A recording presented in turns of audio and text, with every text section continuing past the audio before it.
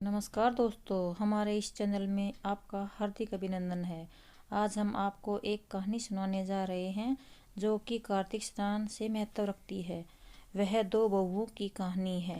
कार्तिक मास में स्नान करने वाला सुबह जल्दी उठकर स्नान करके मंदिर में पूजा पाठ करके कार्तिक मास की अथवा और देवी देवताओं की कथाएं कहते हैं।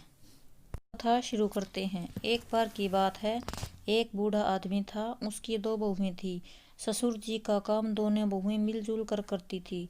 ससुर जी ने एक दिन कहा कि बहू, कार्तिक मास का महीना आने वाला है और मैं कार्तिक स्नान करना चाहता हूँ।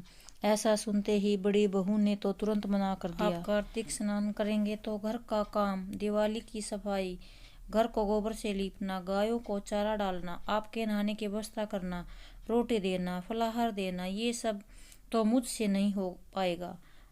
आप एक बार छोटी बहू से पूछ लीजिए। तो ससुर जी ने छोटी बहू से कहा, बहू, मैं कार्तिक स्नान करना चाहता हूँ।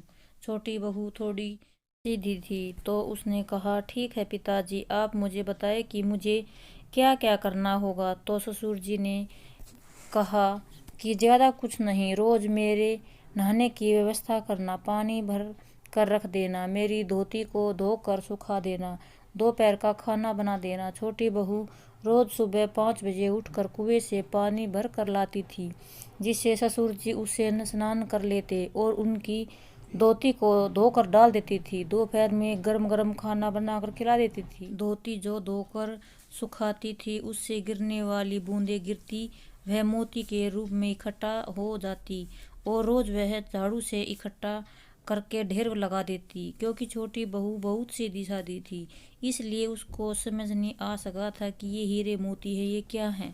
इस तरह से एक माह निकल गया। अब कार्तिक माह खत्म होने को आया तो ससुर जी ने बहू से कहने लगे कि बहू, अब कार्तिक स्नान समाप्त होने वाला है, मैं कुछ ब्राह्मणों को खाना खिलाना चाहता हूँ।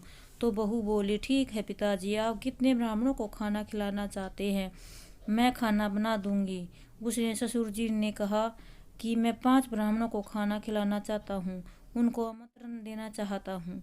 वह बहू खाना बनाकर ससुर जी को खेत में बुलाने के लिए चली गई। पिताजी, आप ब्राह्मणों को खाना खिला आओ, तब तक मैं खेत में रखवाली कर लेती हूँ। यह सुनकर ससुर जी ब्राह्मणों को खाना खिलाने के लिए चले जाते हैं और बहू सोचती है कि पिताजी ने तो कार्तिक स्नान करके पुण्य कमा लिया, लेकिन मैं चिड़ियों को भगा कर क्यों पाप की भागीदार बनूं। और वह कहती है कि चलो, राम जी की चिड़िया, राम जी का खेत। इधर चिड़िया दाना खाती और जो दाना नीचे गिरते जाते वह हीरे मोती बन जाते। पास में ही बड़े भाई का खेत होता है। बड़े भाई ने देखा कि छोटे भाई के खेत में तो हीरे मोती जगमगा रहे हैं। तब उसने वहां जाकर देखा तो उसने कहा कि हीरे मोती के ढेर दिखाई दिए। उसने अपने पिताजी से पूछा कि पिताजी, ये सब कैसे हुआ। तो पिताजी ने सारी बातें बता दी और कहा कि उस पर तो कार्तिक महाराज बरसे हैं। बड़ा भाई जब अपनी पत्नी के पास आया और बताता है तो उसके मन में भी लालच आ गया और वह कहती है कि ससुर जी ने तो पहले मुझसे ही कहा था, ये सब मैंने क्यों नहीं किया। अब वो साल भर इंतजार करती है और कार्तिक आने वाला होता है और वो ससुर जी के पास जाकर कहती है, पिताजी, आप इस बार कार्तिक स्नान करेंगे तो सारा काम मैं ही करूंगी। तो ससुर जी ने कहने लगे कि वह इस बार कार्तिक स्नान नहीं कर पाएंगे। अब मेरे शरीर में इतनी हिम्मत नहीं बची है। तो ये सब सुनकर बड़ी बहू बहुत गुस्से में आ जाती है और कहने लगती है कि छोटी बहू को तो आपने माला माल बना दिया, अब जब मेरी बारी आई है तो आप मना कर रहे हैं, यानी आप मुझे अमीर बनता हुए देखना ही नहीं चाहते। ससुर जी ने सारी बातें सुनकर आखिर में हाँ कर दी। बड़ी बहू हीरे मोती की खातिर ससुर जी की बहुत ही ज्यादा देख रेख करती है। सवेरे कुएं से पानी भर कर लाती है, उनकी धोती को सुखाने डालती है। बहुत ज्यादा हीरे मोती की खातिर वह धोती में बहुत सारा पानी छोड़ देती है ताकि पानी गिरे तो ज्यादा हीरे मोती टपके, लेकिन उनकी जगह जमीन में खड्डे जरूर बन जाते हैं।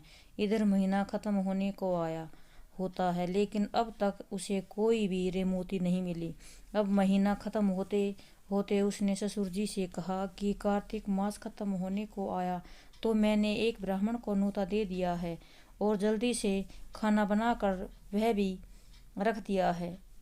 और खाना बनाकर ससुर जी को खेत में बुलाने के लिए चली गई और खेत में रखवाली करने लगी। खेत में कोई भी पक्षी दाना चुगने आता तो उससे वह कहती कि भाग जाओ, और सबको भगा देती। कोई भी मेरा एक दाना मत खाओ, आज ये सारे दाने हीरे मोती बनने वाले हैं। उसने सबको भगा दिया और शाम को इसके यहाँ कोई भी हीरे मोती का ढेर नहीं मिला, बल्कि उसकी जगह बालियों में दाना भी नहीं बचा। ये सब देखकर वह ससुर जी से कह लड़ने पहुंच गई। तो ससुर जी ने उससे कहा, देख बहू, तूने तो पैसे के लालच में देखा देखी से मेरी सेवा की थी। छोटी बहू ने तो मेरी सेवा निस्वार्थ भाव से की थी, इसलिए उस पर कार्तिक महाराज बरसे थे। और तूने देखा देखी करी तो तेरी सारी फसल भी नष्ट हो गई। इसके बाद ससुर जी ने कार्तिक महाराज से प्रार्थना की कि हे कार्तिक महाराज, जैसे कि आप मेरी छोटी बहू पर बरसे हो वैसे सब पर बरसना, और जैसे बड़ी बहू पर टूटे वैसे किसी पर भी मत टूटना। आज की कहानी में बस इतना ही। आपको यह कहानी पसंद आए तो लाइक, शेयर, सब्सक्राइब करें और बेल आइकन को दबाएं, जिससे हमारी वीडियो आप तक पहुंच सके। धन्यवाद।